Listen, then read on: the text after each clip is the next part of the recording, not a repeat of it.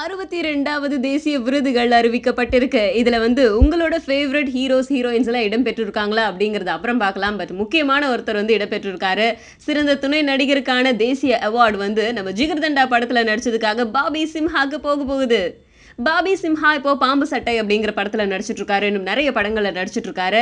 இந்த பாம்பு சட்டை படத்தை வந்து லிஸ்டன் ஸ்டீஃபன் இவங்கெல்லாம் வந்து மேஜிக் ஃப்ரேம்ஸ் நிறுவனம், அதுக்கப்புறம் இயக்குனர் பிளஸ் தயாரிப்பாளர் நடிகர் மனோபாலாவுடைய மனோபாலா பிக்சர்ஸ் ஹவுஸ் இணைந்து தயாரிக்குது. பாபி சிம்ஹா சிறந்த துணை நடிகருக்கான தேசிய விருது வாங்குறாரு. அதுக்காக மனோபாலா வந்து அவருக்கு மாலை அணிவிச்சு பாராட்டுகள் சொல்லியிருக்காரு.